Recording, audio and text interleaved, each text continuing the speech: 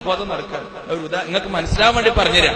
രണ്ടാളുകൾ തമ്മില് ഭയങ്കര വാഗ്വാദം നടക്കാൻ അവനവൻ ഓരോരാൾ അവനവന്റെ ഭാഗം ന്യായീകരിച്ച് ഇങ്ങനെ സംസാരിക്കാം.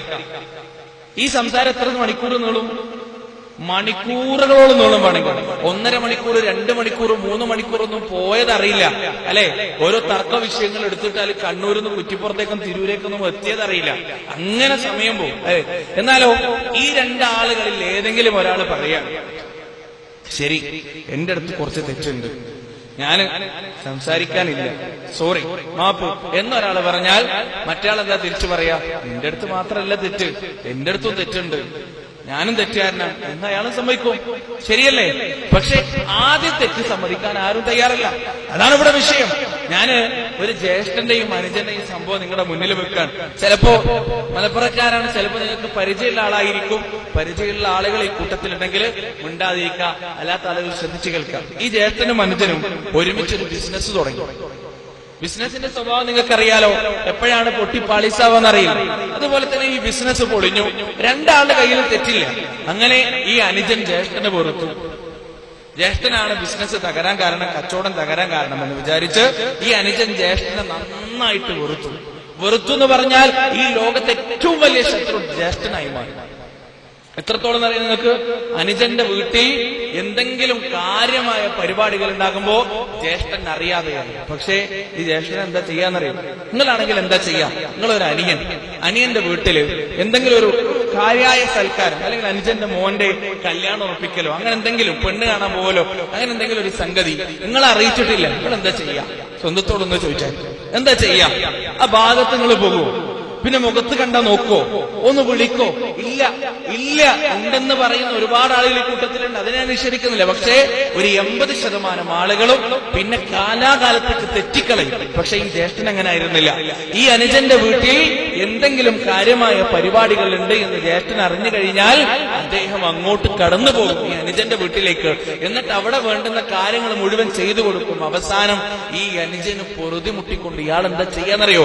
വീട്ടിൽ എന്തെങ്കിലും പരിപാടി ഉണ്ടെങ്കിൽ തലേ ദിവസം ജ്യേഷ്ഠന്റെ വീട്ടിൽ വന്നിട്ട് പറയും, എന്റെ വീട്ടിൽ നാളെ ഇന്ന പരിപാടിയുണ്ട്, അങ്ങോട്ട് നിങ്ങളെ ഒരാളെയും നേൽവട്ടം കണ്ടുപോകരുത്, കണ്ടാൽ ഞാൻ പോലീസ് കേസ് കൊടുക്കും, അങ്ങനെയാണ് ഇങ്ങനെയാണെന്നൊക്കെ പറഞ്ഞ് വീട്ടിൽ തലേന്ന് വന്ന് ഭീഷണിപ്പെടുത്തി പോവാൻ തുടങ്ങി. പക്ഷെ എന്നാലും ഈ ജ്യേഷ്ഠൻ എന്ത് ചെയ്യും? പിറ്റേ ദിവസം പരിപാടിന്റെ സമയമാകുമ്പോ ആ വീട്ടിലേക്ക് കടന്നു പോകുകയും അവർക്ക് വേണ്ടുന്ന എല്ലാ സംഗതികളും ചെയ്തു കൊടുക്കുകയും ചെയ്യും. സഹോദരങ്ങളെ, എത്ര ആൾക്ക് കഴിയും? എത്ര ആൾക്ക് ഇതുപോലെ പ്രവർത്തിക്കാൻ കഴിയും? അവിടെ അവസാനിച്ചില്ല. ഈ അനുജന്റെ മകളുടെ കല്യാണത്തിന്റെ സമയത്ത് അനുജൻ സാധാരണ വരുന്നത് പോലെ ഒരാഴ്ച മുന്നേ വന്നിട്ട്, ഇതെന്റെ മകളുടെ കല്യാണാണ്, അവൾക്ക് ഇങ്ങനത്തെ ഒരു മൂത്താപ്പ ഇല്ല, അതുകൊണ്ട് നിങ്ങൾ അങ്ങോട്ട് വരേണ്ടതില്ല, വന്നു കഴിഞ്ഞാൽ നിങ്ങൾ വിവരം അറിയും, സാധാരണ പോലെയല്ല, കർശനാണ് എന്നൊക്കെ പറഞ്ഞ് ഇയാളെ ഭീഷണിപ്പെടുത്തി പിന്നെ വീട്ടിൽ നിന്ന് തിരിച്ചുപോയി. പക്ഷെ ജ്യേഷ്ഠൻ സാധാരണ പോലെ, അനുജന്റെ മകളുടെ കല്യാണമാണ്, പങ്കെടുക്കാതിരിക്കാൻ പറ്റില്ല. രാവിലെ തന്നെ ആ വീട്ടിലെത്തി പന്തലുകാരുടെ ഒപ്പം പണിയെടുത്തു. ചോറ് വിളമ്പാനും വിയർത്ത് കുളിച്ച് പണിയെടുക്കാനും എല്ലാറ്റിനും ജ്യേഷ്ഠൻ വൈകുന്നേരം വരെ ഉണ്ടായിരുന്നു. ഭർത്താവിന്റെ കയ്യിലേക്ക് മകളെ കൈപിടിച്ച് ഏൽപ്പിക്കുമ്പോ അനുജന്റെ ചാരത്തി ജ്യേഷ്ഠനുണ്ടായിരുന്നു. അവസാനം ആളുകൾ ഒഴിഞ്ഞപ്പോ മടക്കാതിരുന്നിട്ടും, മോനെ ഞാൻ പോകട്ടെ, അസ്സലാമു അലൈക്കും എന്ന് പറഞ്ഞ് ഈ ജ്യേഷ്ഠൻ തിരിച്ചുപോയി. ഈ ജ്യേഷ്ഠൻ തിരിച്ചുപോയപ്പോ, വീട്ടിലേക്ക് തിരിച്ചുപോയപ്പോ ഭാര്യ ചോദിക്കാനല്ല, നിങ്ങൾക്ക് നാണമില്ലേ? നിങ്ങളൊരു മനുഷ്യനാണോ?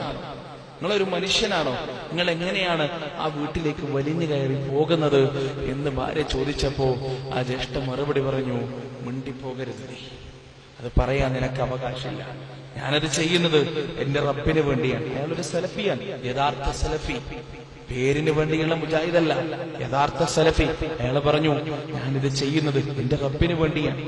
ഞാൻ ഓരോ സമയം എന്റെ അനുജന്റെ വീട്ടിലേക്ക് കയറി പോകുമ്പോ അവൻ എന്നെ അവജ്ഞയുടെയും പുച്ഛത്തിന്റെയും നോട്ടം നോക്കുന്ന സമയത്ത് എന്റെ ഹൃദയത്തിൽ വേദന ഇല്ലാഞ്ഞിട്ടല്ല, പക്ഷേ അള്ളാന്റെ തൃപ്തിക്ക് വേണ്ടി മാത്രമാണ്.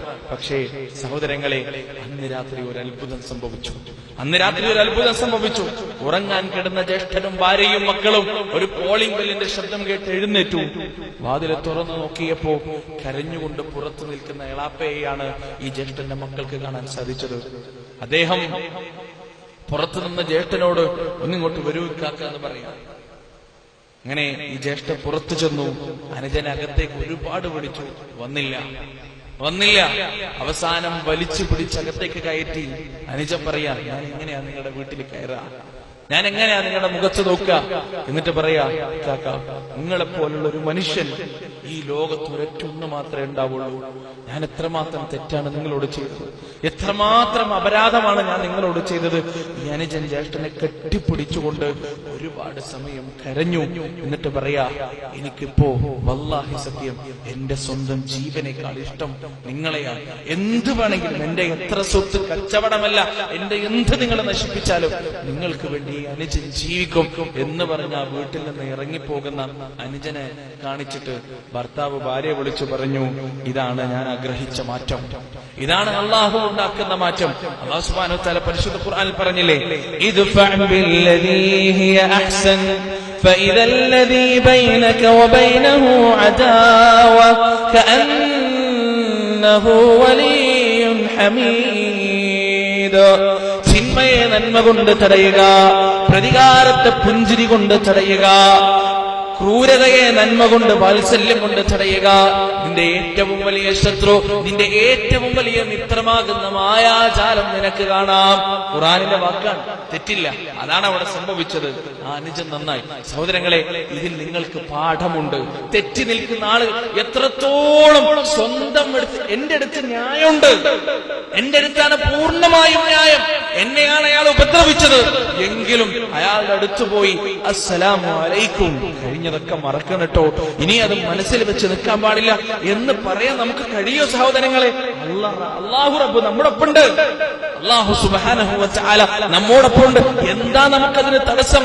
എന്താ ഇബാദുർ റഹ്മാനെ കുറിച്ച് അല്ലാഹു പറഞ്ഞത്? വല്ലദീന യംശൂന അലൽ അർദി ഹൗനാ വഇദാ ഖാതബഹുമുൽ ജാഹിലൂന ഖാലൂ സലാമാ. അവര് ഭൂമിയിലൂടെ താഴ്മയോടുകൂടി നടക്കുന്നവരാണ്. വിനയം അവരുടെ മുഖമുദ്രയാണ്. താഴ്ന്നു കൊടുക്ക എല്ലാവരുടെ മുന്നിലും. ആരുടെ മുന്നിൽ കാണാൻ എന്താ? അല്ലാഹു സുബ്ഹാനഹു വ തആല പറഞ്ഞിട്ടില്ലേ? റസൂലുള്ള പഠിപ്പിച്ചു തന്നു നമുക്ക്, ഒരാളും ഒരാളുടെ മുന്നിലും താഴുന്നില്ല.